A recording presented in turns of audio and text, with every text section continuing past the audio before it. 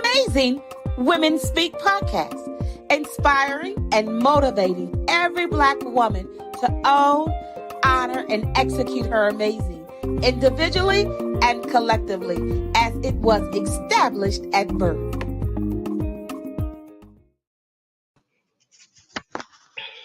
Happy Sunday and Happy New Year to everyone. I'm Crystal L. Gunn, and welcome back to Amazing Women Speak for our first episode in 2024. So while you're getting settled in for the show, hit the share button, please, and share Amazing Women Speak so your friends and followers can get in on this conversation. So this is the time of year where many are making New Year's resolutions. We over here at Amazing Women Speak, we don't care for them much. So go back and watch episode 10, The Bullshit of New Year's Resolutions, and you will understand why. But anyway, this is a time of year when people are making resolutions and implementing changes in their lives. Now, I'm a firm believer that we are in this life to elevate to our own individual next levels. But how can you do that when you're holding on tight to habits, thoughts, beliefs, and even people that are keeping you from soaring, keeping you from being the best version of you? So tonight we will be discussing letting go to grow, releasing what's no longer serving you. So unfortunately, Michele will not be joining us tonight. So we're going to jump right to the guest. And Dr. Suzanne, come on in here and introduce yourself. Hello, everyone. Thank you for having me, Crystal. I am Dr. Suzanne Jarrett. I'm excited and honored to be here. And just to kind of intro myself, I own Fearless Mindz, which is a mindset ministry. We also focus on business strategies as in coaching. And in order to shift the way of humanity, we must equip our community leaders. So I'm the coach for the leaders. So it's nice to meet you. Nice. To the audience, I already know you. Dr. Franki, come on in here and introduce yourself as well. Hello. Thank you for having me, Crystal. Hi, Dr. Suzanne. I'm Franki Sebree. It's nice to be here today. I am by trade a grant accountant at Wayne Metro, and I own Diplomat Business and Tax Solutions for the last 30 years. I also have a platform that encourages those to implement their visions, and I provide the resources and consulting necessary to do so. And that's what I've been doing as well. I'm excited to have both of you here. As we were talking before we went live, this is like a full circle moment. I haven't known Suzanne for that long, and I have known Franki forever and haven't seen her in person. So this is going to be a really great discussion today. As Michele always says, this is the fastest hour of your day. We don't have any room to play in shallow waters.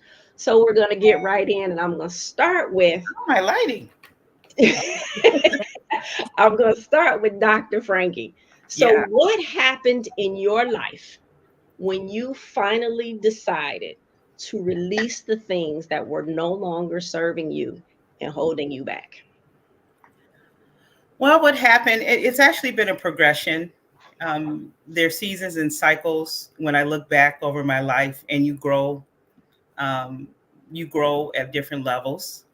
At each level, it resulted in me going to that level that I needed to go to until, we're evolving. Life is always evolving. And when I let go of things that did not serve me, that did not benefit, I ended up, a lot of times I went and I was able to achieve goals that I needed to achieve because my focus was on myself and self-love. Even now, letting go, and I look back at my life and the cycles, it has all resulted in first looking at myself. It is not so much what someone else does to me, it's how I react, and my self-worth, and being able to be honest with myself in those things that I'm holding on to that will cause me not to elevate. But it resulted in immediate elevation. What I could not get from others, I just focused on the things I needed to focus on within myself to give it to myself. Yeah. I love that. Mm-hmm. Dr. Suzanne, what happened when you released the things that no longer were serving you? For me, when I released it, just a history of when I really got started on focusing on myself. 2016, my father took his life. And so that really made me focus on my own mindset. Through that, I created a Fearless Minds mindset ministry so that I could focus on myself, but also help others to not be in that place. And with that, there was a lot of growth. I had to recognize I was doing for so many other people, but I wasn't watering myself. And it's just like if you have a garden and you plant those seeds and now those seeds are sprouted and you have to like tend your garden, pluck what's, dead so new growth can come. Putting that in perspective to life, I had to do that with my life, removing certain people and different who had, different mindset beliefs than I did and negativity. And I couldn't occupy those same conversations or just space. And so it was like, once I released that, everything else was replaced. So, when people say they want to create a vision board, they create it, but they never really release in order to get. And so when I released, all things new came. And so, sometimes people feel like it's a loss, but it's not. You're giving up something to, bring in something else to grow in. So I'm glad you said that. Sometimes people think of it as a loss. So, or that we're missing out on a thing because it's been let go. Mm-hmm. But it goes back to that everything isn't supposed to be. Some things are for a season. And you got to let it go in order to get to that next level in your life. And it is about levels, because I always say sometimes, and Franki, you touched on this where you said it was a progression. You're not going to you're not going to let go of everything right now and then everything is all good, because some things you have to let go now in order to be able to let something else go later.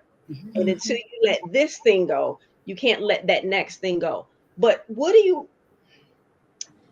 Suzanne, what do you think, or what do you say to people who are holding on to things that they should? How do they work through letting it go, having enough courage, basically, because sometimes it takes courage. How do they do that in order to be able to let those things go? Because a lot of it is fear. Yeah, it's a lot of fear-based, and that's one of the things as a coach I help work through. We literally have a session where we go to the wilderness. It's a whole experience, but they have to pick out 5 stronghold things in their life that's preventing them, and we work on that. It's first recognizing what those things are, and sometimes people don't even realize what their fears are, and so we talk about it. But once you acknowledge it, then you can kind of work on it. If you never acknowledge it, you're walking around not even thinking there's fear. Recently I had a talk with someone. She's got a beautiful product and she hasn't put it out. And so when we talked about it, she's got fear of not being perfect enough, and so it's all back to self. It's your mindset. We're the only ones telling ourselves we can't do something. So first is recognizing that. That's it. Yeah. And why do we hold on, just in general, right, to these things? How much of it is we don't want to let those things go, and how much of it is we're afraid to take the steps forward? Yeah, I feel like it's a false sense of security. It's comfortable to stay where you are instead of ruffling someone's feathers if you have to let them go or a possession go. It's just, like your favorite sweater, you don't want to let it go, but it doesn't fit anymore. Why are we keeping it? And it's also our, value system. A lot of things you don't know that she said, Dr. Suzanne said, recognizing that it has to be let go, because you put value on these things. You think they're essential. You think they are adding value. A lot of it is recognizing that first you have to let things go, whether it be people or different, it doesn't matter whatever it is, you have to be able to recognize that. And the biggest indicator for a lot of us is pain, loss. And it's when you get in those moments and you say, how did I get here? And you begin to look at yourself, and you have to look at what those steps that got you there. And life has a way of giving you signs, but we ignore it. We ignore those signs. We justify it. We reason it out because we want what we want, how we want it, when we want it.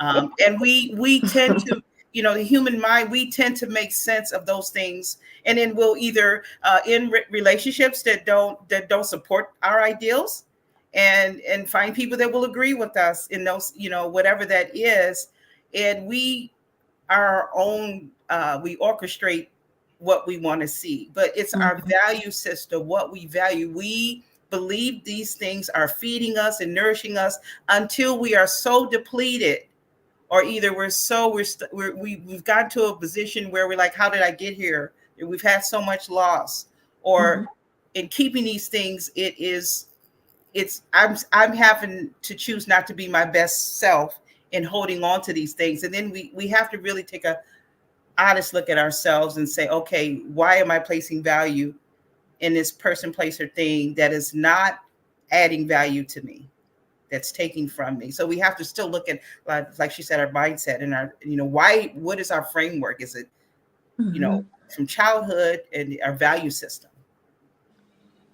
Yeah. And I think everything goes back to self, right? First, everything is who, what, when, where, why, and how of me first. Because if I look at me first, then everything else at some point falls into play. It isn't always easy, but it's definitely going to fall into play. So, Dr. Suzanne, go back and talk about how you started Fearless Minds. Fearless Minds? Yes, Fearless Minds. So Fearless Minds is a mindset, spiritual mindset ministry. And it's just, I wanted to leave people in a better place than when I met them. And so I just simply started out with a food distribution. And from there, it grew. Now we're servicing veterans, and we're looking for resources, funding, and, we provide diapers and different things that really make an impact in the underserved communities. And from there, it's grown to, acquiring properties and things like that. And so on a bigger scale, I want to help more people like me to be positioned to be able to help with resources. So we go after grants together, so that we can kind of put it to the missionaries that are actually doing the works. And so it just started off by, just caring for people, and started off small. And now it's grown into what it is now. But it's just being a servant and being willing to learn, and continue to be boots to the ground. And I can't stop. It's a spirit in me that has to keep going. I was a single mom. So when I have a single mama who's pregnant, with their babies on their hip coming and saying, I don't have any food, I don't have any, diapers for my baby, I have to help because I have those resources. So it's just in me to do that. How much,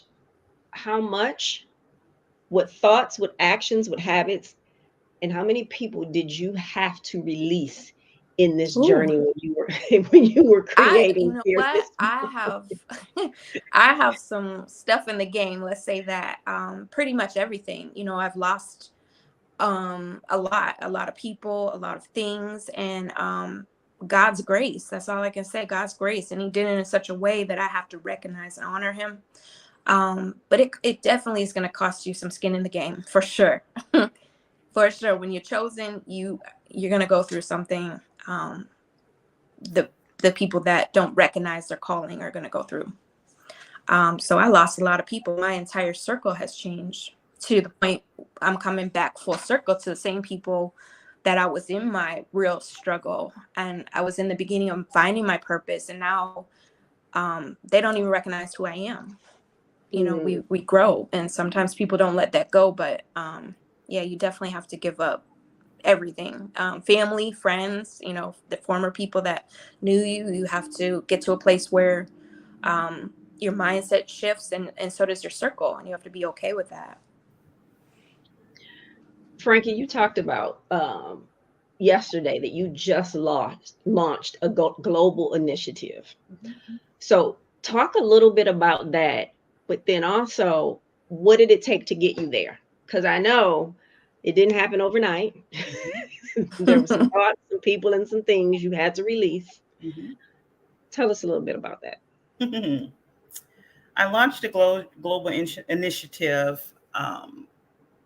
I've always been a person in it, whatever organization I was in, my heart was to help, and using my gifts in churches and nonprofits to further their initiative, showing them how to access the resources in the government for ministry to implement not just the spiritual part of self, but also the resources necessary.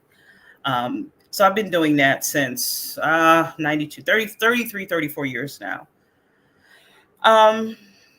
In doing so, there was loss, there was misunderstandings because I was evolving, I was learning, it was always in me to do. It was always in me to help and assist. But I went to levels through it. I lost a lot. I was homeless several times. I was carless. I was put in positions where I was that I'm launching now so that I can empathize. So 30 years as being an accountant and also a consultant where I would literally, people would come to me with a vision and I could implement it. I could show you how to set it up to legal. I'm also a paralegal.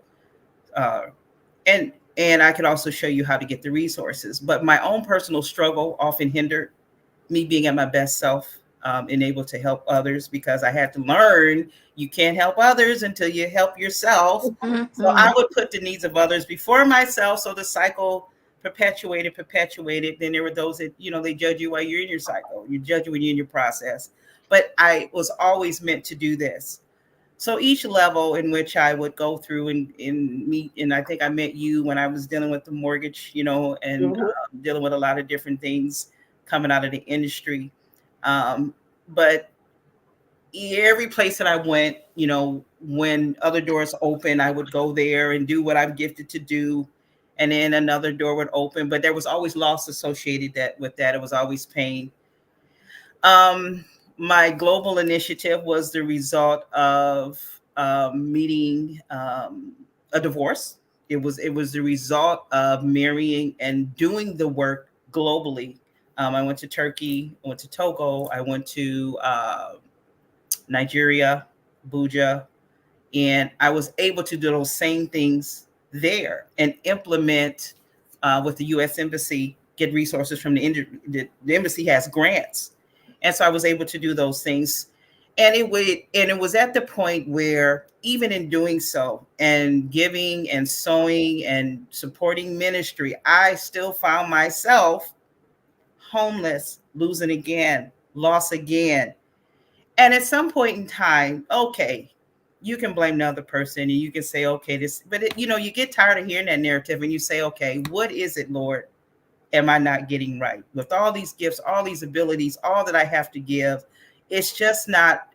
And with my children, this is not the life that I wanted for them. What is it about me that I am not doing or that I'm getting wrong? And so I began with myself.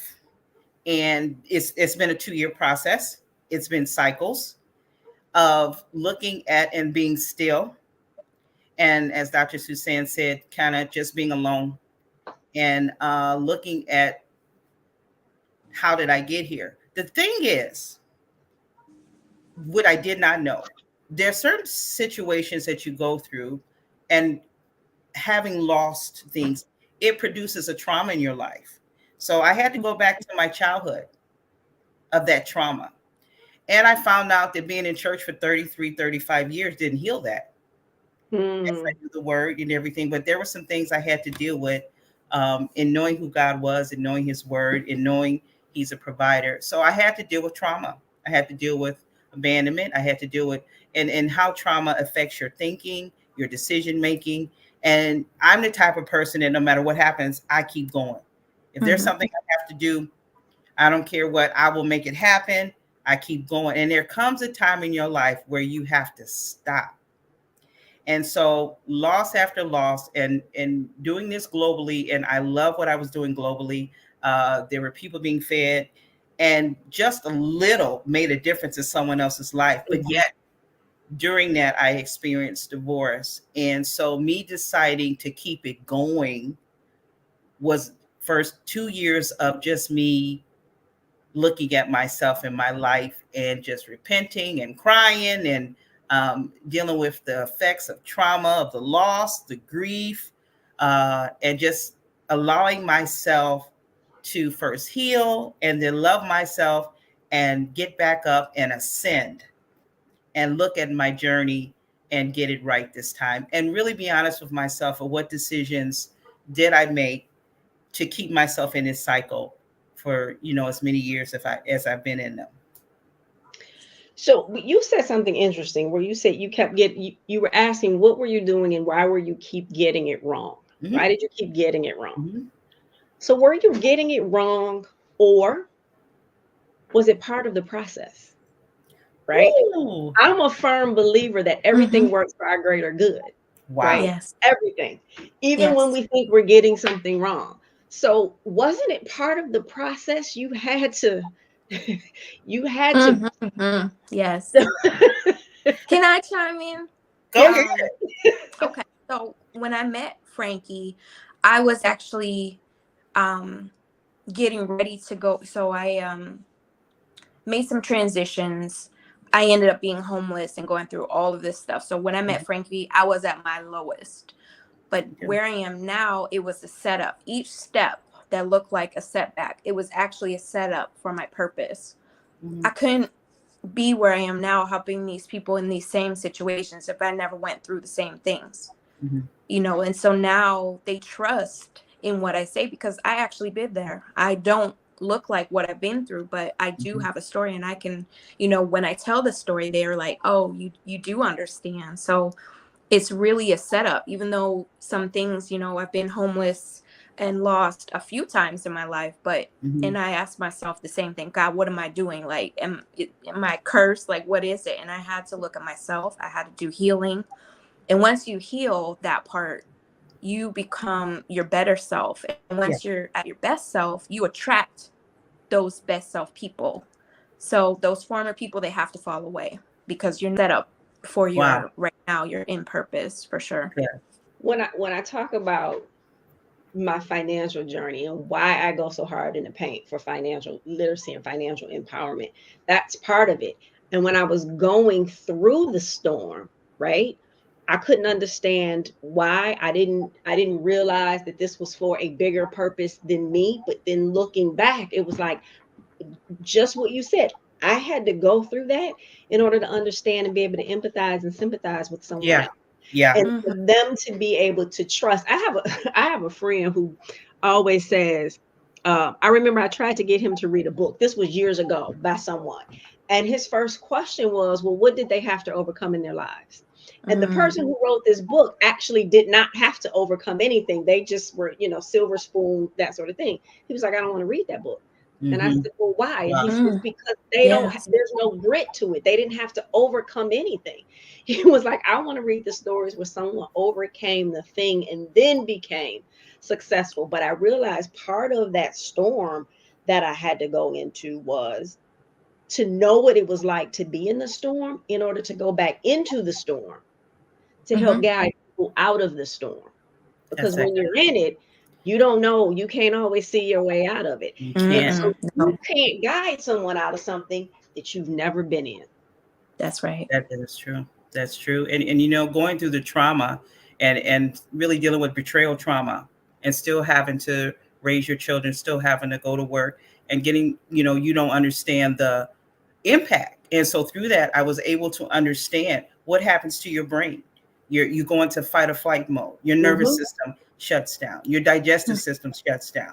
Then that's releasing cortisol. Then you're gaining weight. And you're 2 years into toxic situations and things that don't edify you. And you can't recognize yourself. I wasn't able to do the best at my business. And I was, with customers, not meeting deadlines because now my brain I'm in survival mode. And so I do agree with that because I'm able now to document, and I will be writing about it. How do you ascend? How do you ascend from a place where there's nothing left? You don't have anything left, even yourself, even when you don't even trust yourself because you're looking at your life like, okay, what is going on?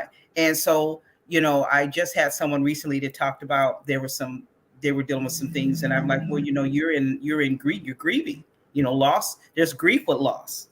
So you're not at your best self making decisions and grieving. I did some things that I don't know why I made those decisions. And it's easy for people to say, oh, just get over it. Oh, if it couldn't have been me. And they don't understand, now I understand in abusive situations, why they don't do their sense of self and their decision making is hindered. And so, you're right.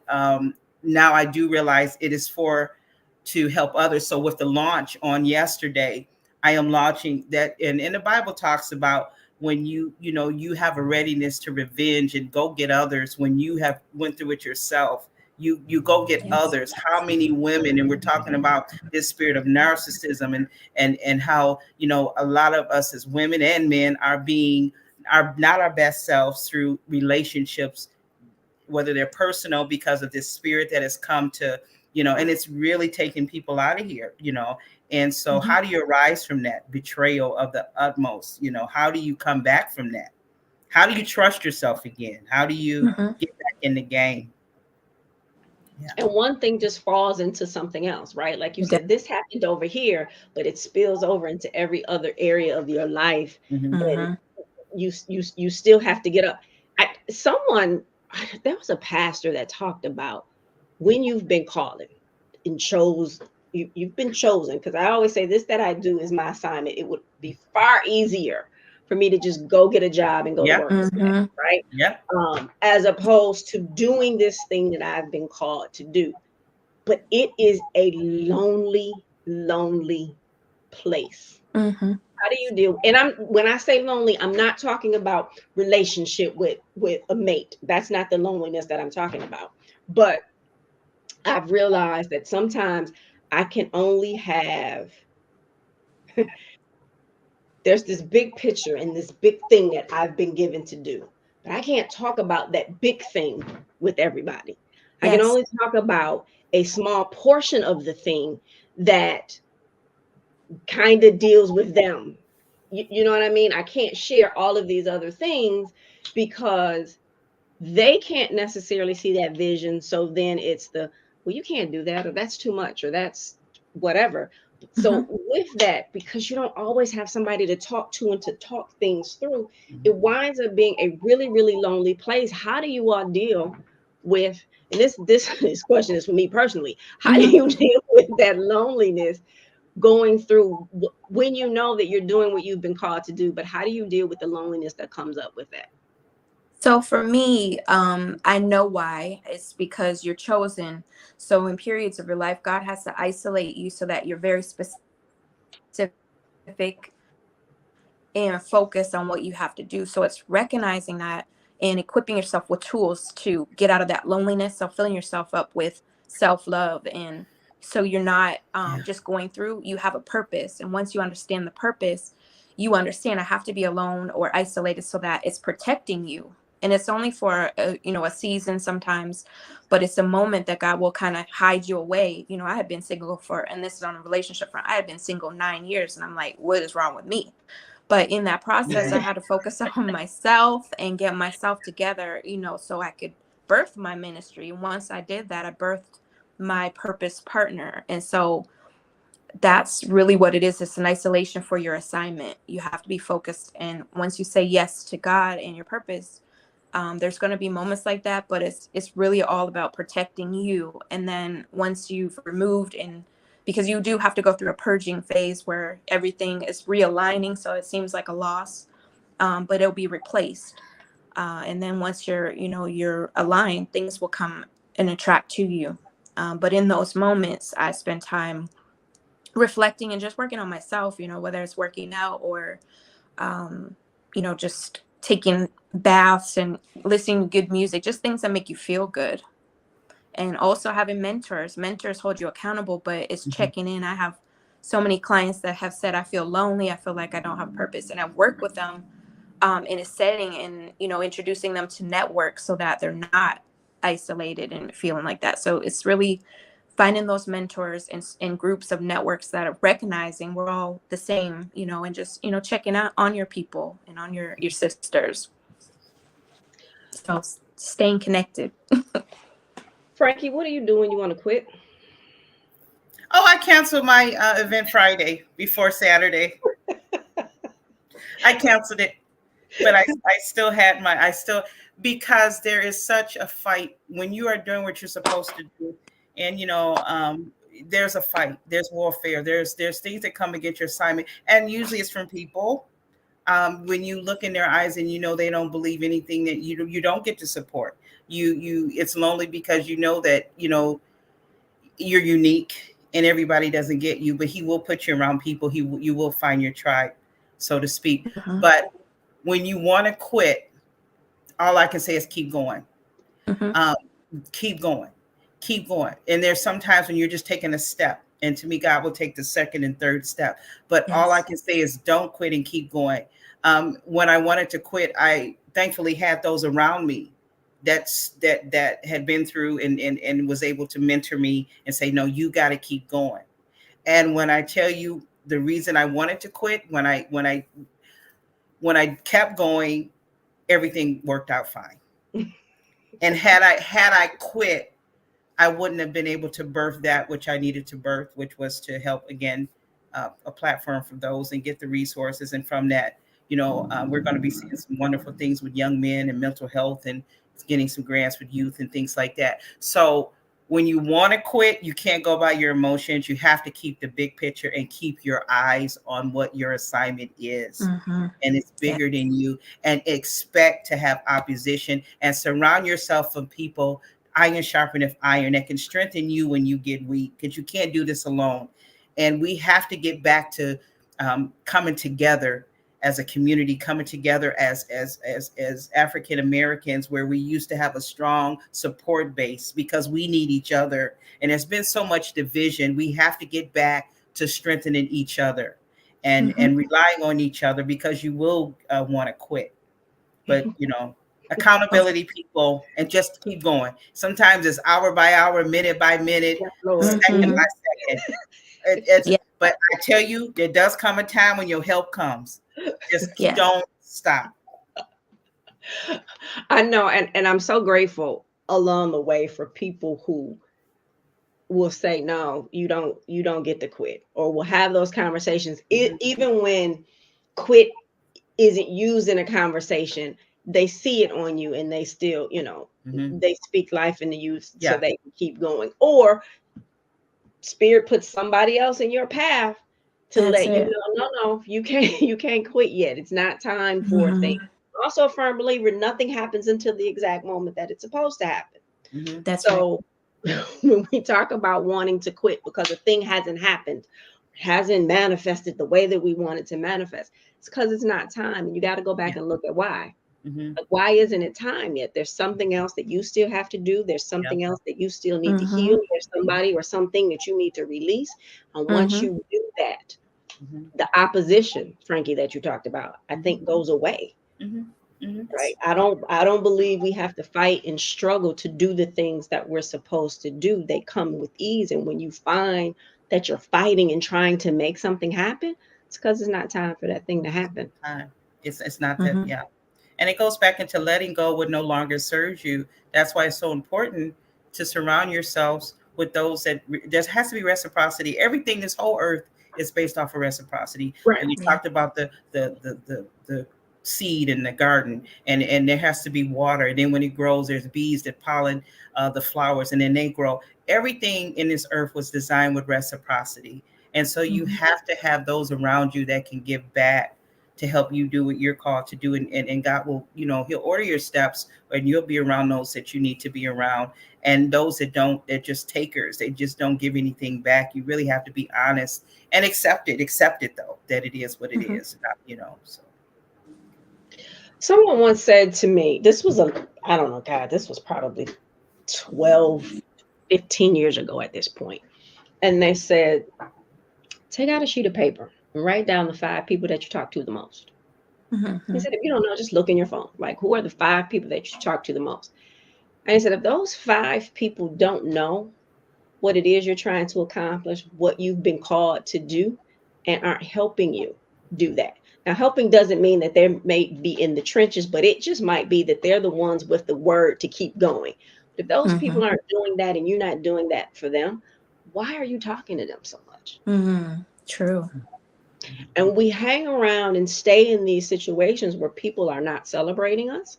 They really don't want to see us do a thing, because that takes you away from them, how Mhm. do you release those individuals that really didn't, well, it was time for them to go. So how did you get over releasing those individuals when their time played out in your Mm, life? that's really good. For me, it was recognizing who they were. And, I had some sisters that would call just to see where I was at. Am I still struggling or whatever? I started recognizing and paying attention to that. But, taking those personal calls, even picking up one, I'm all about scheduling. So if it's not really scheduled, I don't have as much time, and I have to be very specific because of how many things I'm doing. So we would be on the phone 4 hours, and it wasn't accomplishing anything. So once I got real specific about what I wanted to do, um, when I seen the alignment wasn't there, I had to reorganize and realign some things and release. And so it was just, I couldn't make time for even that personal phone call. Again, it's identifying who these people are. If they're not calling, I'm making all the calls, checking on you. You have to sit back and say, it'd be nice for it to be reciprocated. So I'm all about an even exchange of energy and time. So just really first just looking at your circle and seeing who's pouring into you like you're pouring into them. Franki? I think ascension, things fall off. With me, I was hard-headed. I kept going back. So every time I tried to go back, touch it, talk with the people, as I began to ascend, I would get agitated. Things would, I would hear things that you're like, wow, because your perspective changes the higher you go. Mm-hmm. And also when I began pain, when I began to keep those things around, I would suffer loss or there was personal pain. And it would be worse. And each time I went back, it would get worse and worse and worse. So, I had to make a decision. I got to let this go. But as I began to ascend, those things begin to kind of fall off because I didn't have, as Suzanne talked about, Dr. Suzanne, conversations. I didn't have the patience to, or even time. I just didn't have the time. And even those that wanted to hang on, I was so busy. And if they didn't understand where I was at, I was like, look, I'm in a where I'm doing this and that. Then I said, oh, well, I can't babysit you. You're too high maintenance here. If you can't understand that I have a meeting, or, they call you, expect to call right back and they know what you're doing. If you can't understand that, then you got to be someone that, I've even had to disengage clients where the expectations were when they call, and I'm not able to do that. You have to understand, let me review your information and I'll get back with you then. So some of it was me being hard-headed in pain, and some of it was just the natural evolution of when you grow, things fall off. When a rocket, when it goes up, it launches, things fall off so that it can ascend. Yeah. You talked about recognize. Go ahead, Doc. You have to also recognize people are coming to be that distraction away from your path and your purpose. Yeah. That's true too. That's true. You talked about that pain though. And sometimes I think if we just look at everything goes back to you, the individual. And if we just look and pay attention to what's happening to us, right? And when I say to us, things that are happening in that outside world are manifesting inside of you in certain ways, right? They're going to show up as disease, pain, illness, sickness, and all of those things. And so when you start paying attention to that, you got to look at, okay, well, what's causing this thing? And then when you figure out what's causing that thing, that pain, that illness, that whatever it is, and then just speaking it, Michele always says, name the thing. Just talking about it releases some of that pain, discomfort, and illness, which then allows you to further release the thing in order to heal. This is all about healing and going through that process of healing. And it all starts with you. No one can, I remember someone called me and said, this was like years ago, and says, well, how come you don't ever call me? And I said, well, you're lucky I don't smash out your windows and and flatten your tires when I see you. And they said, oh my God, I'm so sorry. What can I do to help heal that? And I said, I can't go to the person who broke me in order to heal. I got to heal myself. So I had to, in order to release all of that pain, first I had to release that person, but then all of the things that went with that. Healing, it just, everything I think goes back to healing in order to be able to elevate to that next level, right? And we have to admit, we have to deal with truth, that there has to be healing. We first have to face the truth.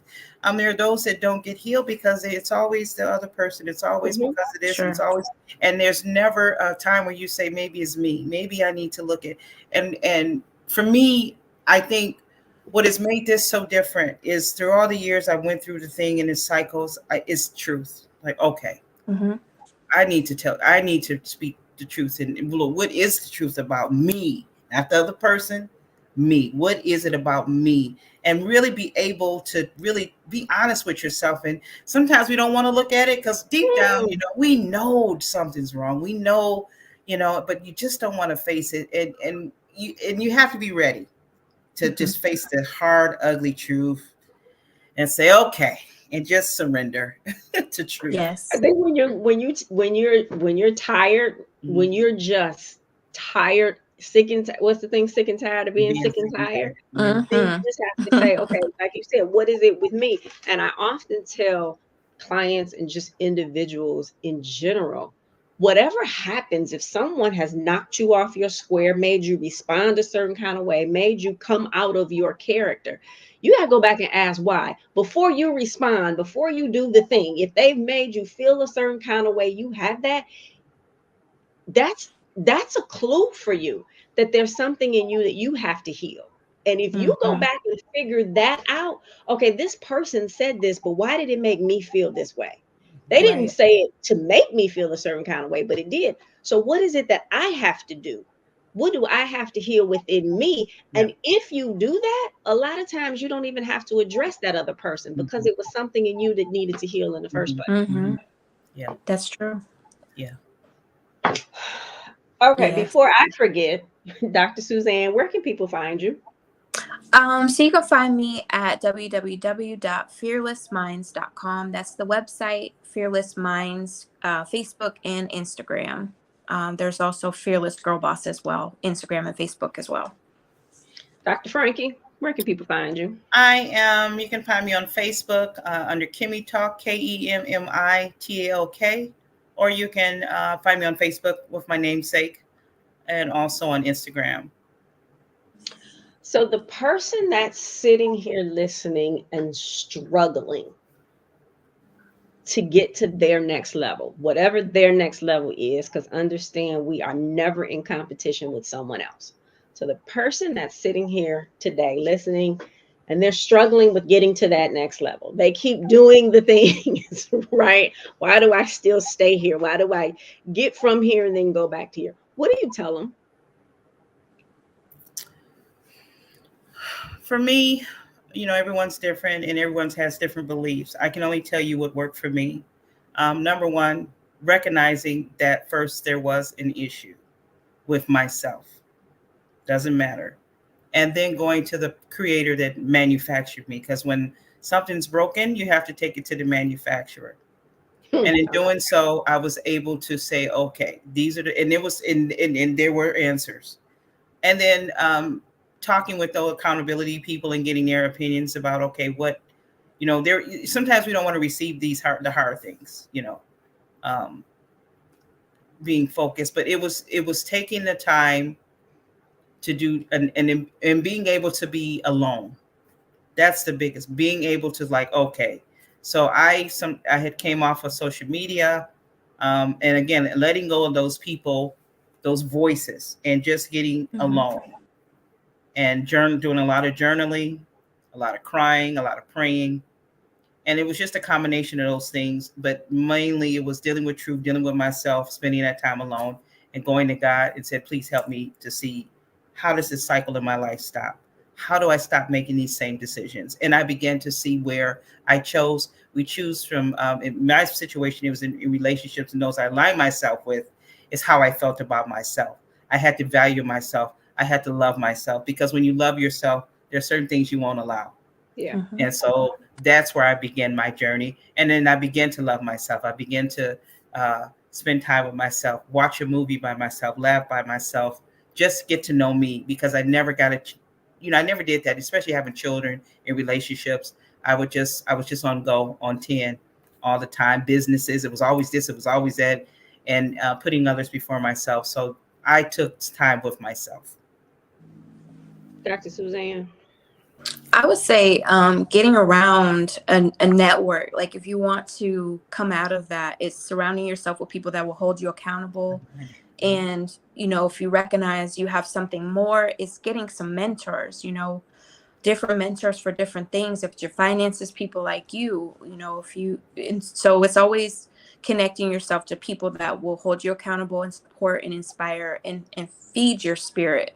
And a lot of times when you're feeling like that, like there's something more, it's because you have some gifts that you need to bring forth, or maybe you don't know, but it's that internal feeling that there has to be something more. So you need to be fed spiritually, and even recognizing that you have a purpose. And so that purpose becomes something that will help fuel you. So I would say getting around like-minded people that will help you to come up out of there.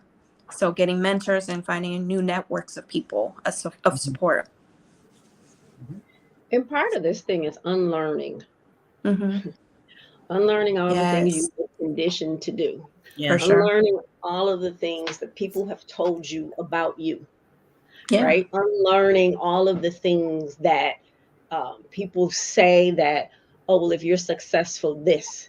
And when you start to peel back those layers and unlearn, and like you said, Franki, going back and getting to know you, because when we're doing these things and we're constantly on the go, like how do you even know what you like? Because it happens a lot for women, because we are mothers, and so we have to do this piece too, right? So it's spouse or maid, and then kids, and then work, and we're wearing all of these different shoes instead of hats, but we're wearing all of these different shoes, and it's like, okay, well where am I in all of that?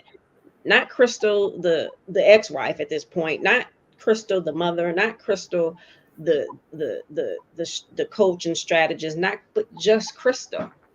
Mm-hmm.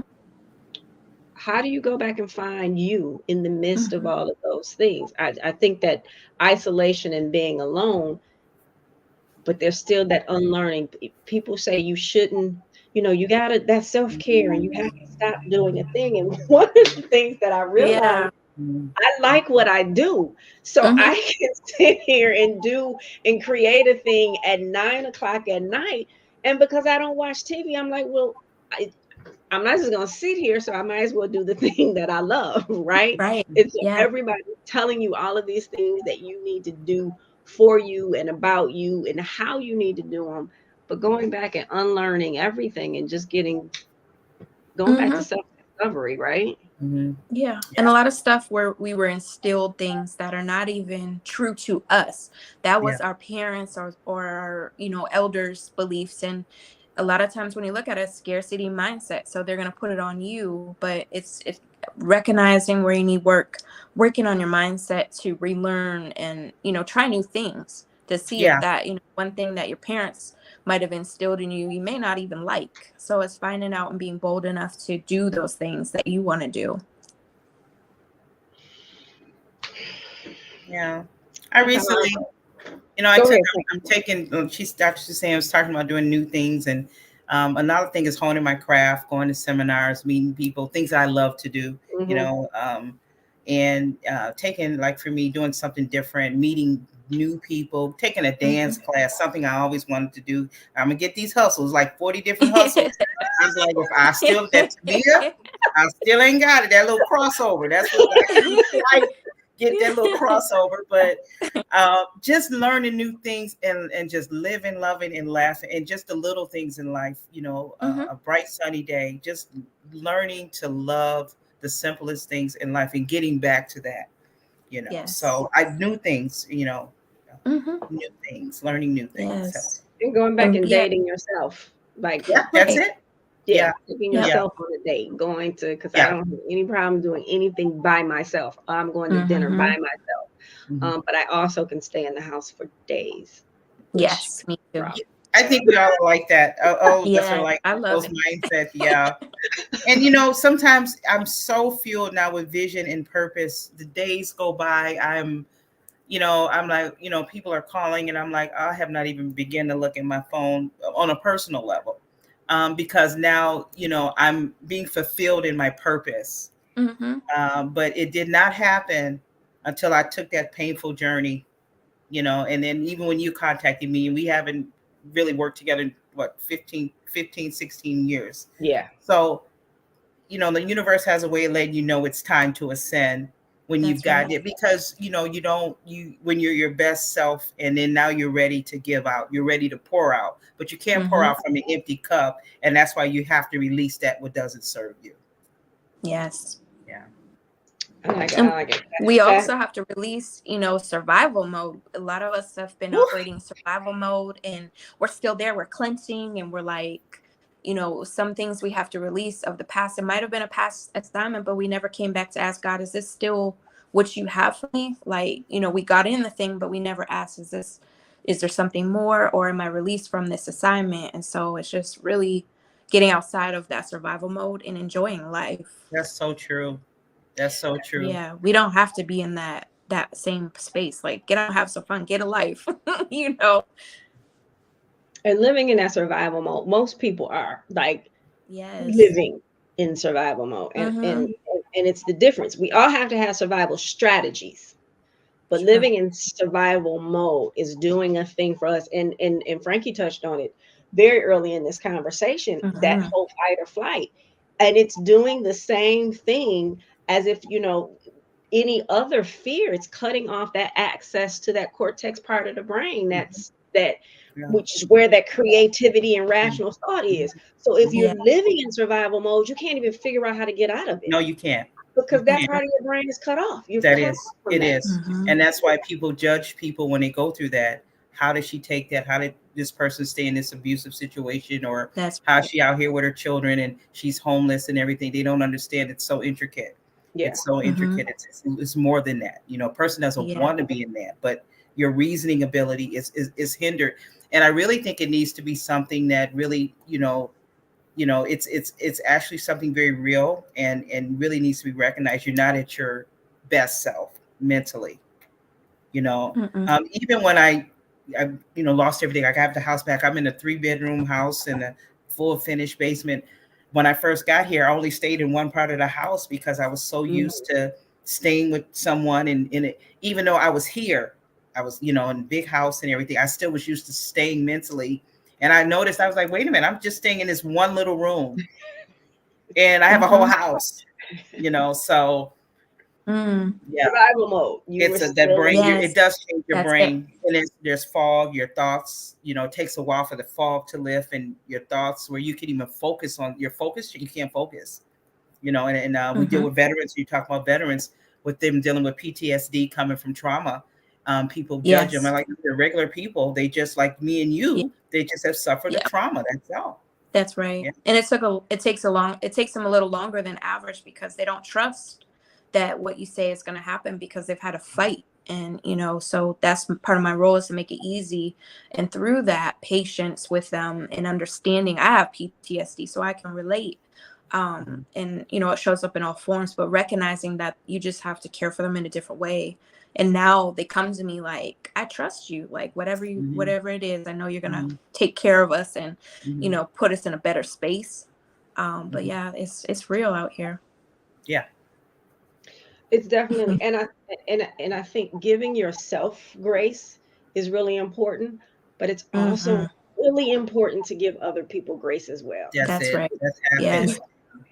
We live in this society where we're so quick to judge, and we're judging based off a sound bite that you heard on a thing, and you don't even know the whole story. You got to give people grace, especially now. People are like going through so much, just like so much.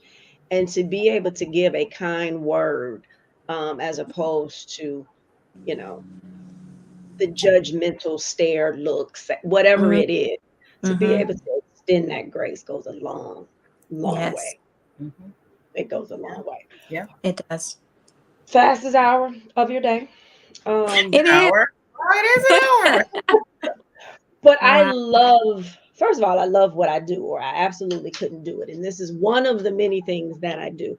And it goes back to me saying, okay, God, use me as you see fit. Mm-hmm. Right. Mhm. I always say, don't say that if you don't Don't say truly that. Listen. mean it, because God will start to use you. But I go back to one of the things that I had to realize for me is that when I was having a really difficult time, and I had to say, okay, God, well, wait a minute. Why did you choose me? And I realized that it wasn't my faith in the creator, right? Because my faith in the creator is unshakable, but it was the faith that I had in me. And I Mhm. had to go back and I had to borrow the creator's faith in me. Because I said, well, wait a minute. If God chose me to do this thing, right? Or these things that come to me so often, if God chose me to do these things, then the only way I fail is if I don't do the thing, Yes. right? Right. So when you're walking in your purpose, know that you were chosen for this. And the only Mhm. way you fail is if you start walking. The Mm-hmm. That's only it. way you don't succeed is if you don't do the thing. And I absolutely love and believe the way God and the universe works is beyond spectacular. It's beyond anything that we can imagine, and how we have the power to create our own realities. When I ask people to be on this show, I have topics and I send out the topics and say, speak to the topic that speaks to you, right? Mhm. And it's not a group message, it's not any of that. So the fact that the two of you chose this day without knowing that that the other was choosing this day, just continue. It's those type of signs we don't pay Let you attention know. to the signs, Yes. Mm-hmm. right? And it's those type of signs that somebody would overlook. But to me, it was a big deal Mm-hmm. because you all didn't know that one another was going to be on Mm-hmm. this thing. And it's just that full circle moment. So Yeah, Full circle. it Yep. is. continue to pay attention to the signs. So I thank you both for being here, for being as candid as you are. I absolutely love you both and love what you're Love you doing. too. Um, Love you too, Dr. Suzanne. listen, I Love you can't too. Miss you. wait to hear more about Franki, about the stuff that you're doing. And yeah, Suzanne and I talked on the phone for a couple hours the other day, and I was like, we have to hang up because we'll be on the phone forever. Because it's the like-minded thing, and we're all Mm-hmm. doing this work that just Mm-hmm. needs to be done. So I appreciate both of you for what you do, for being here, for being as transparent as you are, Mm-hmm. um, and the give, because you're giving so much of yourself out to everybody else, and you literally have to find time to Mhm. carve for yourself. Yeah, So I you We do. do. appreciate both Yes. of you for that. Mm-hmm. Um, my name is Crystal Gunn. I am a Black woman, and I positively and unapologetically own my amazing. Dr. Suzanne, what's your last remarks for the people, please? I would say, first of all, my name is Dr. Suzanne Jarrett, and I own my amazing.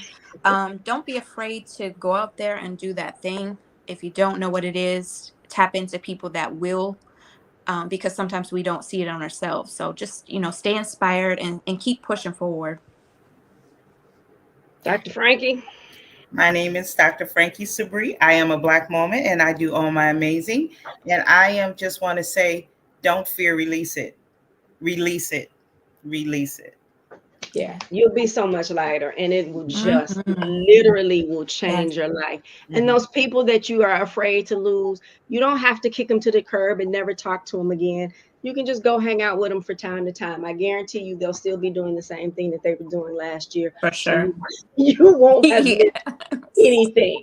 Thank you so much, everybody, for hanging out with us this evening. I hope and pray this conversation was helpful. Do me a favor again. Please share this with somebody that you know. Also, find Amazing Women Speak on Facebook, Instagram, YouTube, Twitter, LinkedIn, and Spotify, and whatever your favorite platform. Like, share, and subscribe to Amazing Women Speak. And be sure to turn on notifications so that you don't miss us.